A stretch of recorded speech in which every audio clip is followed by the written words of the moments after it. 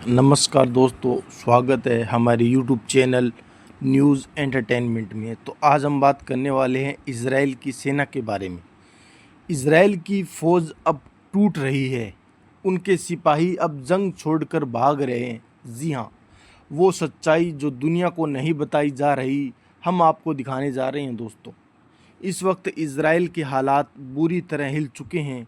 जंग के मैदान में जो फ़ौज पहले खुद को सबसे ताकतवर समझती थी, आज वही फ़ौज अपने ही सैनिकों के टूटते हुए हौसलों से परेशान है। सूत्रों के मुताबिक कई इजरायली सैनिकों ने युद्ध लड़ने से इनकार कर दिया है दोस्तों। कुछ तो अपने हथियार छोड़कर भाग खड़े हुए हैं, कुछ अस्पताल में भर्ती हैं और कईयों को तो खुद की इजराइल की सरकार ने जेल में डाल दिया है, क्योंकि उन्होंने लड़ने से इनकार कर दिया था। इन पर ज़हनी दबाव इतना ज़्यादा हो चुका था कि इनके जवानों का अब हौसला दबाव दे चुका है। एक रिपोर्ट के मुताबिक गाज़ा में तैनात कई सोल्जर्स ने अपने कमांडर को साफ मना कर दिया कि हम जंग नहीं लड़ सकते।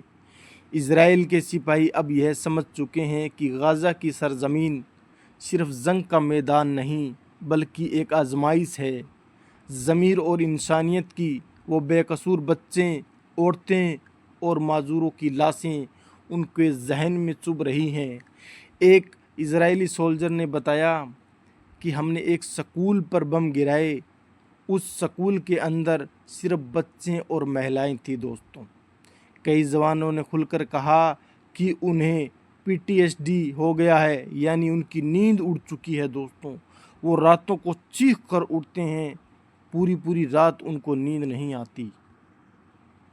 आज सोशल मीडिया पर वायरल हो रहे कई वीडियो में देखा गया कि सैनिक रोते हुए दिखाई दे रहे हैं। हमें इसे नरसंहार का हिस्सा नहीं बनना, लेकिन सरकार ने हमें इसे ज़बरदस्ती इस जंग में धकेला है दोस्तों। लेकिन इज़राइल की हुकूमत इस पूरे मामले पर पर्दा डाल रही है।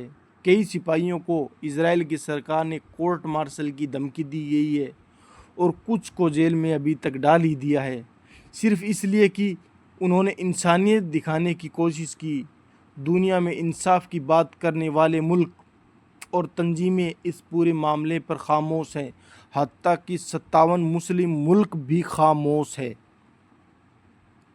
भारत जैसे देश भी जो शांति और न्याय की बात करते थे, क्या अब उन्हें नहीं बोलना चाहिए?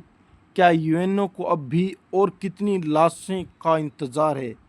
अगर सिपाही जंग से भाग रहे हैं तो समझ लीजिए कि जुल्म की हार हो गई है और इंसानियत जीत रहा है। ये सिर्फ एक जंग नहीं, ये ज़मीर का इम्तिहान है।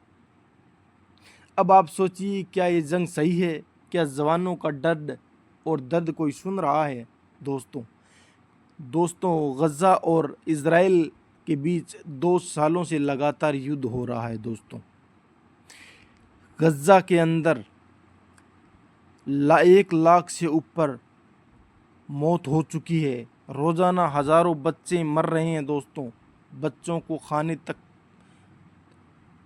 सामान नहीं है, पीने को पानी नहीं है, छोटे बच्चों के लिए दूध भी नहीं है, क्योंकि इज़राइल सिर्फ अब अपनी नाक की लड़ाई लड़ रहा है। क्योंकि हमास से अब इज़राइल जीतता हुआ नज़र नहीं आ रहा है दोस्तों।